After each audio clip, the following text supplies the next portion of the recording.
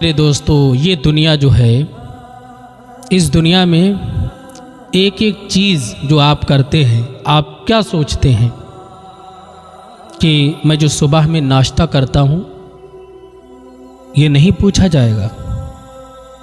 آپ کی ایک ایک سانس کے بارے میں پوچھا جائے گا۔ اللہ مالک ہے، خالق ہے آپ کا، اس نے جو آپ کو زندگی دی ہے، آپ اس کے حقیقی مالک نہیں، کرایہ دار ہیں۔ یہ واپس کرنا پڑے گی۔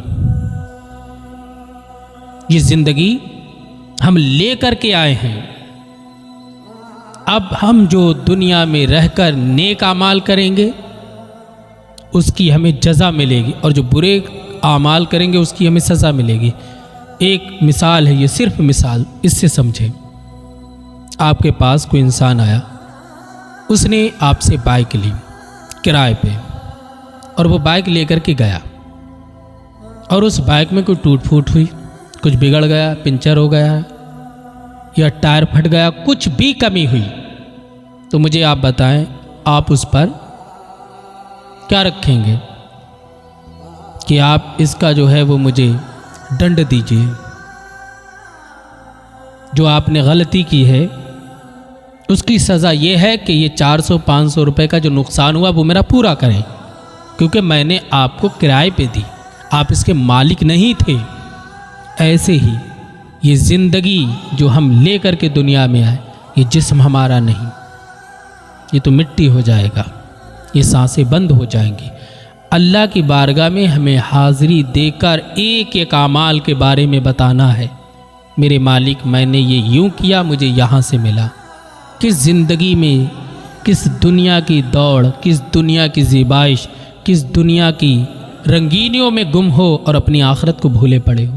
جیسے گاڑی کا ڈرائیور جو کہ کرائے پہ گاڑی لے جا کچھ کمی کر دے تو پکڑا جاتا ہے، ایسے ہی تم دنیا میں کچھ کمی کرو گے، گناہ کرو گے، شرابیں پیو گے، جھوٹ بولو گے، غیبت کرو گے، نا اتفاقی کرواؤ گے، لوگوں کے درمیان فتنہ و فساد کرو گے، تو تمہیں بھی دنڈ دیا جائے گا عذاب کی صورت میں۔ ان بطش ربک لشدید، اللہ پاک تمہیں پکڑے گا، اور اللہ کی پکڑ بڑی سخت ہے، بہت سخت۔ تم سے پوچھا جائے گا، بتاؤ کیوں کیا تھا دنیا میں رہ کر یہ گناہ؟ کیا جواب دو گے؟ بزرگوں کی تاریخ پڑھو۔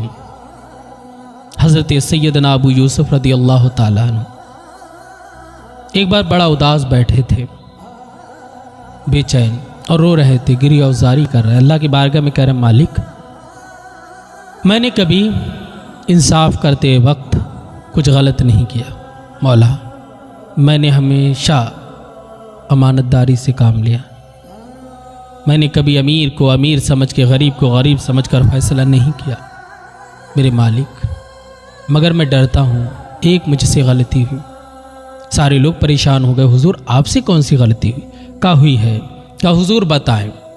کہا ایک مرتبہ میرے پاس ایک ایسا مقدمہ آیا جو کہ خلیفہ وقت ہارون رشید کے خلاف تھا۔ اس میں لکھا تھا کہ ہارون رشید نے میری زمین پر ناجائز قبضہ کیا ہے، اور وہ ایک نصرانی کا تھا۔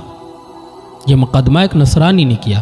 حضرت ابو یوسف کہتے ہیں کہ میں نے سنا، اور جو شکایتوں کے پرچے تھے ان ساروں کے ساتھ میں نے وہ رکھ دیا، ساروں کے ساتھ۔ جب میں نے سب کے ساتھ رکھ دیا، صبح ہوئی، میں جاتا ہوں، میں ایک ایک پرچی اٹھاتا ہوں اور کہتا ہوں بادشاہ کے ہی سامنے اور بادشاہ کے ہی خلاف نصرانی نے مقدمہ کیا تھا۔ کہتے ہیں وہ پرچہ بھی میں نے اٹھایا، میں نے کہا بادشاہ سلامت، آپ کے خلاف بھی ایک مقدمہ ہے۔ تو بادشاہ ہارون رشید کیسا؟ کہتا کون سا مقدمہ؟ تو میں نے کہا ایک نصرانی کی زمین آپ نے قبضہ کی ہے، یہ اس کا دعویٰ ہے۔ تو وہ کہتا ہے کہ وہ کہاں ہے نصرانی آیا، کہاں وہ میرے آباء و اجداد کی زمین تھی، تم نے اس پر قبضہ کیا؟ تو حضرت ابو یوسف بولے نہیں، وہ میرے دادا نے مجھے وراثت سے ملی ہے، میرے دادا کی تھی۔ نصرانی جھوٹ بول رہا، تو نصرانی نے کہا کہ تم ان سے کہو کہ قسم کھائیں۔ تو حضرت ابو یوسف کہتے کہ میں نے کہا کیا حضور آپ قسم کھا سکتے؟ تو حضرت ہارون رشید نے کہا میں قسم کھا لوں گا، وہ میرے آباء و اجداد کی ہی زمین ہے۔ کہتے ہیں اس نے قسم کھا لی۔ نصرانی نے کہا ٹھیک ہے، جب آپ نے قسم کھا لی تو میں جا رہا ہوں، اور وہ چھوڑ کر چلا گیا۔ اس واقعے میں مجھے بڑی تکلیف ہوتی ہے، حضرت ابو یوسف کہتے ہیں۔ تو لوگ بولے حضور آپ کی تو غلطی نہیں دکھائی پڑ رہی۔ کہا ہے غلطی جہاں تمہاری نظر نہیں میری نظر ہے، کیونکہ وہ لوگ ایک ذرے پر نظر رکھتے تھے۔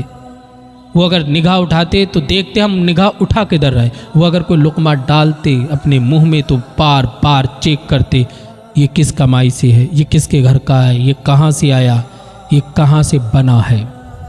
وہ ایک ایک چیز پر نظر رکھتے۔